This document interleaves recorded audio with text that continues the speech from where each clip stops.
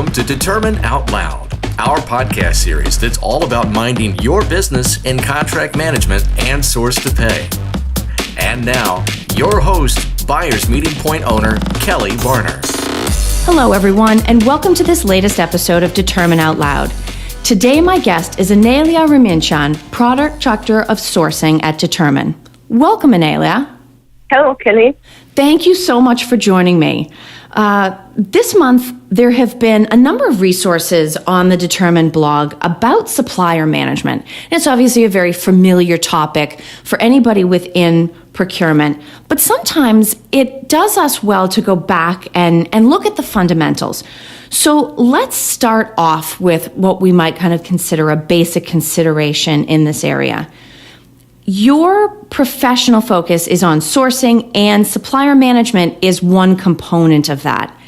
How would you describe the parts of procurement's work that come under supplier management specifically? Yes, supplier management is one of the core functionality in the procurement. All professionals in this area have to know very well the suppliers that they work with, and this is one really of the main part of their job description and their job functionality. So the supplier management is not only knowing the suppliers with which we work on, but also having a good relationship with them and developing this relationship. So under the supplier management, we have different sub-functionalities, like, for example, the supplier qualification and onboarding. This is a very important aspect of the supplier management in order to have a good supplier panel and always enrich this panel in order to have the best suppliers that you can get on the market. So this is the sourcing part of the procurement, going out on the market and checking for new suppliers and checking new opportunities in order to get the best fitting suppliers for our business. Then there is a part called supply information management, where, of course, the procurement people have to get the most of the information and data about the suppliers and store this information, collect it, enrich it, work with it, give it to analytics so that there is a real 360 view of the supplier panel, and like this, the company can ensure a very, very clean supplier database. The next step or next sub-functionality will be the supplier relationship management. This often comes in the relation to the contract management because executing and checking the performance of contracts often really ends to reviewing the supplier performance and the supplier relationship, renegotiating prices or terms, or even activating action plans with the suppliers. Of course, last but not least, there is the part called supplier risk and performance management. And this is a very, very important part that comes to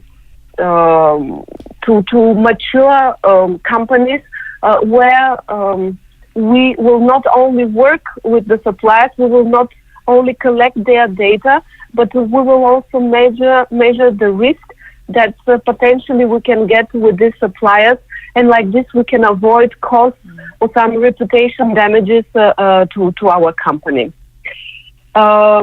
With all these sub-features that I mentioned, there is a functionality that is called supplier development, and this supplier development is is a part of all the sub-functionalities that I mentioned, because each time that you connect with a supplier, for example, during the onboarding process, or when you collect some information about the supplier, or when you activate an action plan with a supplier, you work on the supplier development, and you work on the development of the relationship to the supplier. You know, it's interesting when you think about the transition that procurement has to go through from a process standpoint, from a relationship standpoint, and obviously from a technology-enabled standpoint, in that flip from supplier qualifications and onboarding to ongoing performance management and information management. And as always, the technology has to be fit for use, but there's an important decision-making role and discussion-based role for procurement to have internally, and that is really how they're going to apply it. So if the technology exists to facilitate the management of supplier risk and performance, how important do you think it is for companies, procurement teams, to establish a supplier performance evaluation plan or a framework?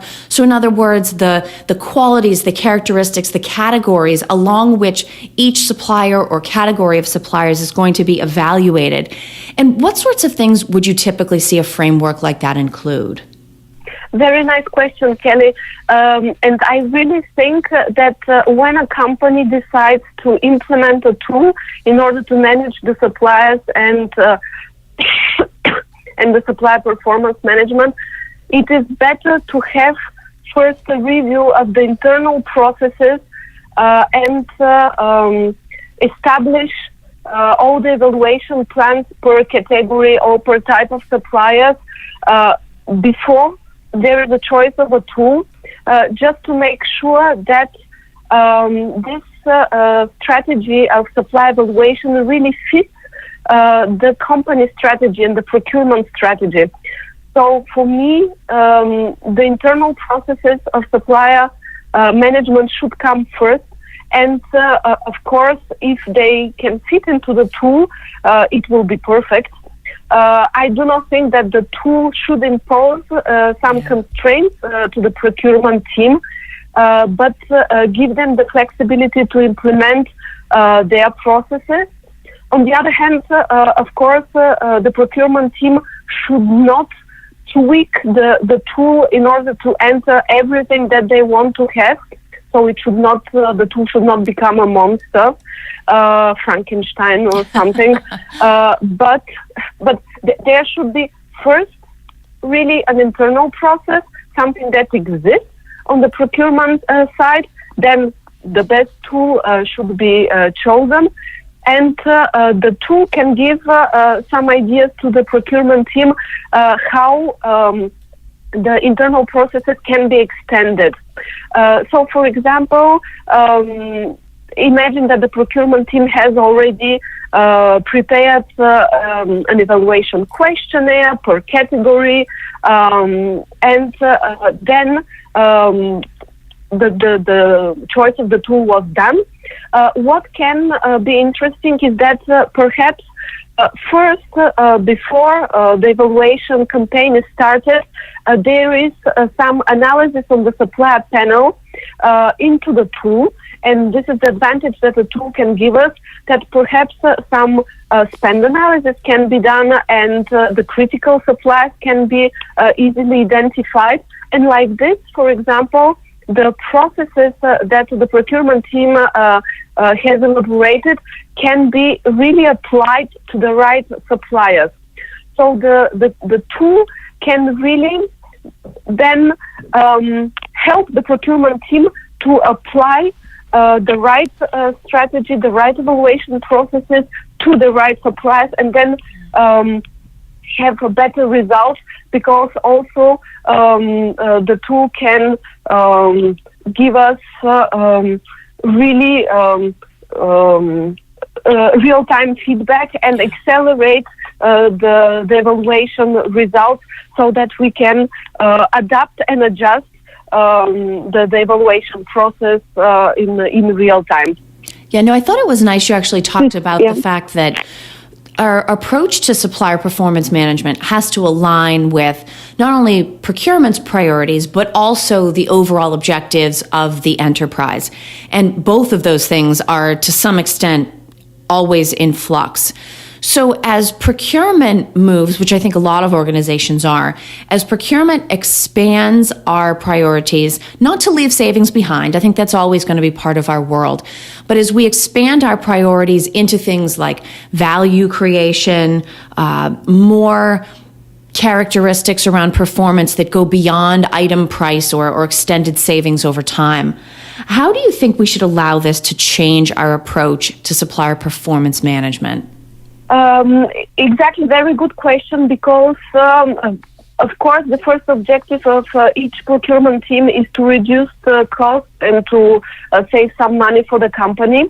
But then the next objective of the procurement organization is also to reduce risk. Reducing the risk includes, of course, the relationship with the supplier and identifying potential dangerous zone or risk suppliers, which will, of course, decrease the risk or the avoidance of costs, but can also reduce the risk of reputation damages. And in our world currently that everything is connected and the information is everywhere, to have a good reputation is really very important factor. Something that is also very interesting and that we see on the procurement organization is that they move from a supplier management to another word that is called supplier motivation.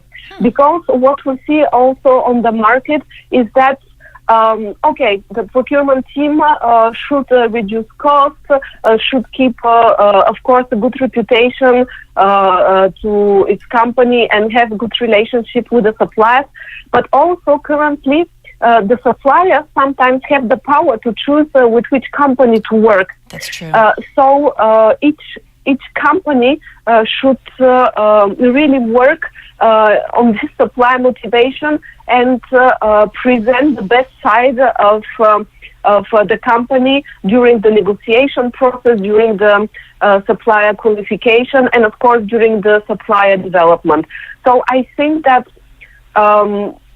as you said, first objective of the procurement team is to reduce costs. Then we have the risk management, which is a very, very important part. But this third part of supplier motivation becomes more and more important because it will then give you the possibility to work with the right suppliers that are really motivated to work with you and to give you the best prices and to give you the best quality. No, that's absolutely an important thing to remember, the desire of many organizations to no longer sort of demand the best performance or demand the best pricing from their suppliers, but instead invest time and effort in becoming customers of choice so that they're collaborative partners. Maybe they get taken care of or given a heads up if there's going to be a disruption. It really provides an opportunity for supplier management to become something with a forward-looking impact as opposed to just responding to things that have already happened. So if we stay on this idea of supplier management being forward-looking, let's actually look a little bit into the future on supplier management itself. What do you think the future of supplier management looks like? Do you think the process is going to become more digital? Do you think as we put more emphasis on relationships, or like you said, becoming a strategic customer of choice, is it going to become increasingly human and relationship based? What do you see sort of coming down the road on this front? So I think that the digitalization is something that we cannot avoid. The procurement team should take it into account, and it is a very, very important part of the tool set with which the procurement team will work. Imagine that we have all the supplier information, the supplier scorecards, the supplier certifications, and other information. We have them on a tool. So everything is digitalized, everything is clean, you have the perfect supplier database. This is the objective, because then you can run or you can profit from everything that comes into the future, like artificial intelligence, like RPA, and it can bring you and give you a lot of possibility to introduce artificial intelligence and machine learning if you have all the supplier data stored in one place. You are sure that there are no duplicates, that you have the clean data, and that you have all the data that is relevant to your business. So for me, you cannot into the future go without this if you want to benefit from all these new trends that are coming with the artificial intelligence. So you need to invest into a tool. You need to introduce into the procurement team this tool and use, of course, the tool on an intelligent way so that you have all the supplier data, as I said, as possible, as much as possible clean and deduplicated and enriched with all the indicators that you need. So this is one part of the future. And I don't think that we can, that the procurement team can live without it. The other part is, as we mentioned, the work with the suppliers, and here, of course, the contact, the human contact is also something that a tool or a machine cannot replace. So the supplier management is not only storing the supplier data into a tool, but also it is, of course, the procurement process during a contract negotiation or during a bidding event. So all these points where we need, when we speak with the supplier, even if they go through a tool, are showing our interest to the supplier and also how we want to work with him, with the supply company. So, of course, the tool should be with a nice user experience, should provide to the supplier the right information, but we cannot avoid that a buyer speak to a supplier, and this relationship will remain one of the most important things that should be taken into account also by the procurement team. Of course, the digitalization and the tools that will continue to evolve and to give to the procurement team more and more features, as I said, machine learning and artificial intelligence will be there, but the buyer should and cannot be replaced by the machine and should continue to work on a human way with the supplier. And this duality of the relationship will be very, very interesting. On the one hand, the procurement team should choose the right tool that will give, how to say, where the supplier will feel also welcome, and where he will know that he can provide all his competences and experience, and that he will be understood on the tool. But on the other hand, also they have to feel, the suppliers, they have to feel that there is someone behind, that there is no machine that will answer the questions, but they are really human beings that will explain, that will support the processes, and with which the supplier will then actually work and provide products or services. No, and it's interesting because I love the fact that you use the word duality, and it's so important for us to remember that at all times we need absolutely the right technology implemented in the right way, remembering the experience that all users, internal and external, are going to have inside of it, but we can never think that it's going to be a complete stand-in for the human element. And then thinking back to where we actually started this conversation is around the fact that supplier management is one piece of the procurement universe. But clearly it's a piece with an enormous amount of upside, with opportunity for savings and value creation and risk avoidance, and also huge future upside for the enterprise as a whole. So Aneliya, thank you so much for sharing your point of view on this today. You're welcome, Kelly. And thank you for everyone for listening. Please be sure to look out for our next episode of Determine Out Loud.